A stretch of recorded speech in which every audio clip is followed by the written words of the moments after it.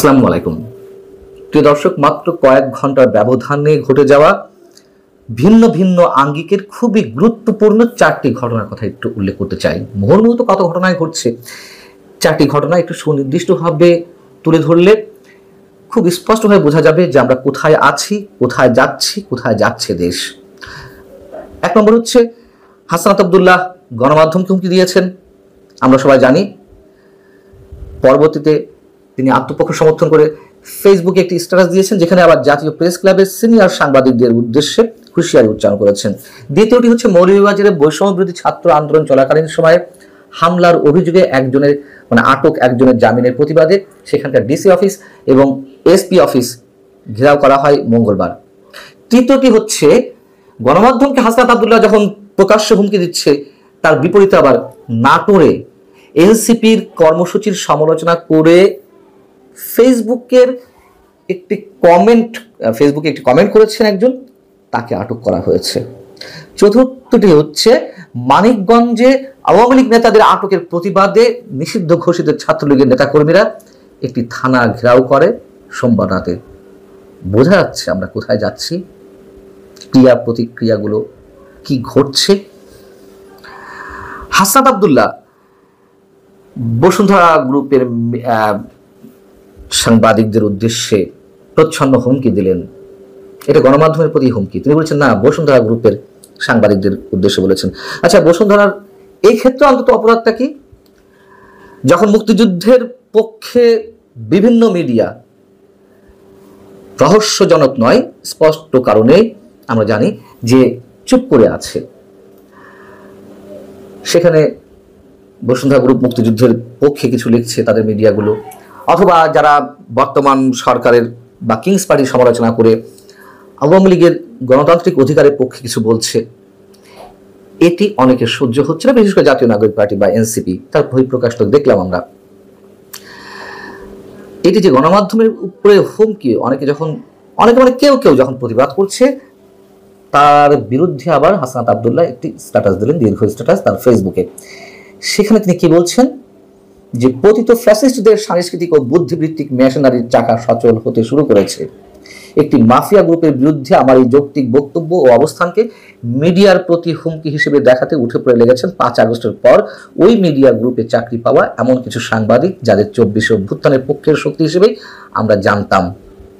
এই লাইনটা খেয়াল করবেন। আচ্ছা, 5 আগস্টের পর মিডিয়া মাফিয়া গ্রুপটির অবৈধ টাকার কাছে আত্মা বিক্রি করে দেওয়া ওই সাংবাদিকেরা জাতীয় প্রেস ক্লাবে থাকা তাদের পদবি ব্যবহার করে বসুন্ধরার পক্ষে এমন বিবৃতি দিচ্ছেন, যেখানে আমার বক্তব্যকে বিকৃতভাবে উপস্থাপন করা হচ্ছে।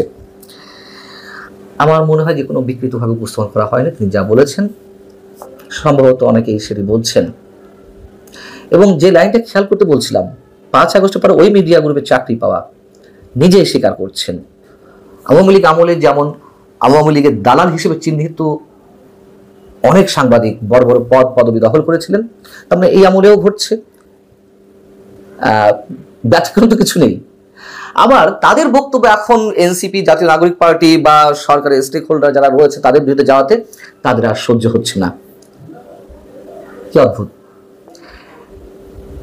গণমাধ্যম তো অবশ্যই সবার পক্ষে বলবে, এবং আওয়ামী লীগের সময় মিডিয়ার যে চরিত্র ছিল, এখনো হাতে গোনা 2-1টি ছাড়া বাকি সব মিডিয়া একই ধরনের চরিত্র অবলম্বন করছে। বর্তমান ক্ষমতাসীনদের পক্ষে বা ক্ষমতা কেন্দ্রিক রাজনীতি যারা করছে তাদের পক্ষে কথা বলছে।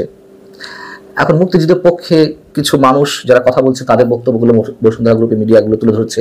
কালের কণ্ঠ, বাংলাদেশ প্রতিদিন, বাংলা নিউজ 24 বা তাদের electronic channel news 24, Daily Sun, এটি তাদের সহ্য হচ্ছে না। কথা বলতে হবে একপাক্ষিকভাবে, আওয়ামী লীগের বিরুদ্ধে কথা বলতে হবে। আওয়ামী লীগের নেতা কর্মীদের কোনো গণতান্ত্রিক অধিকার নেই। আওয়ামী লীগের সমর্থক যে কোটি কোটি সমর্থক রয়েছে, তাদের পক্ষে কিছু বলা যাবে না। আওয়ামী লীগ নিষিদ্ধ হয়েছে, রাজনৈতিক কার্যক্রম নিষিদ্ধ, এটি তো সরকারের পক্ষ থেকে বলা হয়েছে যে এটি সাংবাদিকদের ক্ষেত্রে বা যারা কথা বলছেন মুক্তমনা মানুষ, তাদের ক্ষেত্রে এটি নিয়ে আলোচনা করতে কোনো সমস্যা নেই। তাহলে সমস্যা কোথায় হাসনাত আব্দুল্লাহদের? এবং এটাই কি নতুন রাজনৈতিক বন্দোবস্ত? বিরোধী মত সহ্য করা হবে না বা হয় না এমন অভিযোগ তো আওয়ামী লীগের বিরুদ্ধে ছিল, এখন তারাও সেটি সহ্য করতে পারছে না। এটা তো নতুন কিছু নয়, এটি অনেক আগে থেকেই। আর কোনো গণমাধ্যমের প্রতি যদি কোনো ধরনের অভিযোগ থেকে থাকে, তার জন্য তো আইন আছে, প্রেস কাউন্সিল আছে, সেখানে না গিয়ে এভাবে মব সৃষ্টি করা কেন? এর আগেও আমরা দেখেছি যে হাসনাত আব্দুল্লাহ কি ভয়ঙ্করভাবে হুমকি দিয়েছে সাংবাদিকদের উদ্দেশ্যে, যে ফ্যাসিস্টদের পক্ষে বা ফ্যাসিবাদের পক্ষে লিখলে কলম ভেঙে দেওয়া হবে। কোনটা ফ্যাসিবাদ কোনটা ফ্যাসিস্ট সেই ব্যাখ্যা, সেই মানে বক্তব্য হাসনাত আব্দুল্লাহদের কাছ থেকে শুধু নিতে হবে, তারা যা বলবে তাই শুনতে হবে, সেটাই সহি, সেটাই সর্বসর্বা। এগুলো টেকে না ভাই। প্রথম আলো ডেইলি স্টারের সামনে মব ক্রিয়েট করা হলো, জিয়াফত করা হলো, তখন সরকারের দায়িত্বশীল ব্যক্তিদের পক্ষ থেকে যখন বলা হয় যে না, এটি আওয়ামী লীগের নির্যাতনের শিকার যারা, তারা প্রেশার গ্রুপ হিসেবে কাজ করছে, হাসনাত আব্দুল্লাহ তো বলবেনই, এগুলো তো থামবে না। বসুন্ধরা গ্রুপের অন্যান্য অনেক বিষয়ে অনেক ধরনের অভিযোগ আছে, থাকতে পারে, অস্বাভাবিক কিছু নয়, অস্বীকারও করছি না, কিন্তু এইগুলোর সাথে গণমাধ্যমকে মেলানো হবে, মিলিয়ে তাদের প্রতি হুমকি দেওয়া হবে, এগুলো নিশ্চয়ই অ্যাকসেপ্ট করা যায় না কোনোভাবেই। আবার মজার কথা হচ্ছে যে এই যে বসুন্ধরা গ্রুপের বিরুদ্ধে হুমকি এলো গণমাধ্যমের প্রতি করতে, সেখানে আমরা দেখলাম অন্যান্য গণমাধ্যম বা সিনিয়র জার্নালিস্টদের অনেকেই চুপচাপ। কেন চুপচাপ সেটুকু আমরা বুঝি। এদিকে নাটোরে যেটি বলছিলাম, দেশ গড়তে জুলাই পদযাত্রা, এই কর্মসূচির প্রচারণামূলক একটি পোস্ট দেওয়া হয় এনসিপির ফেসবুক পেজে। সেখানে কমেন্ট বক্সে একজন মন্তব্য করেন শামীম খোরশেদ আলম নামে, যে একটু আগে এক জায়গায়, মানে আঞ্চলিক ভাষা লিখছেন, এক জায়গায় হাসনাত মার খাইছে, এলাকাবাসীর আসুন বম পাড়া, দেখি আমরা কি করতে পারি। এই স্ট্যাটাসের মানে এই কমেন্টের পরিপ্রেক্ষিতে এনসিপি পুলিশকে ইনফর্ম করলো, পুলিশ শামীম খোরশেদ আলমকে অ্যারেস্ট করলেন। আবার মৌলভীবাজারের স্বেচ্ছাসেবক লীগ নেতা একজনকে জামিন দেওয়া হলো, তার বিরুদ্ধে বৈষম্য বিরোধী ছাত্র আন্দোলনের ব্যানারে ডিসি অফিস ঘেরাও করা হলো, এসপি অফিস ঘেরাও করা হলো, প্রেস ক্লাবের গেটে তালাও মেরে দেওয়া হয়েছে, কারণ প্রেস ক্লাবে নাকি আওয়ামীপন্থী সাংবাদিক তারা সেখানে রয়েছে বা কার্যক্রমের সঙ্গে জড়িত। আর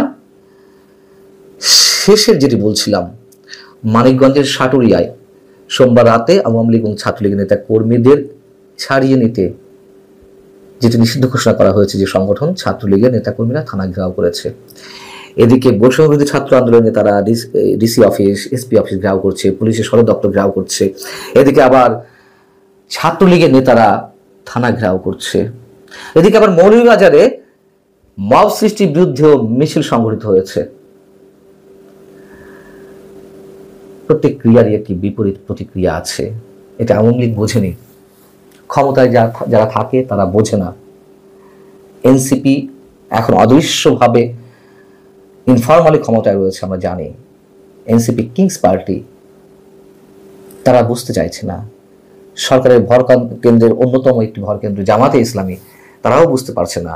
এমনকি বিএনপি নেতাকর্মীরা অনেকে বুঝতে পারছে না, তারা তো ক্ষমতায় চলেই আসছে আমার একটি ভাব। আবার ওদিকে নিষিদ্ধ রাজনৈতিক কার্যক্রম নিষিদ্ধ হওয়া আওয়ামী লীগের নেতাকর্মীরা পথে নামছে, থানা ঘেরাও করছে, মিছিল বের করছে। মুখোমুখি সংঘর্ষের দিকে যেতে হয়তো খুব সময় বাকি নেই, বেশি সময় বাকি নেই। ভালো থাকুন সবাই, আল্লাহ হাফেজ।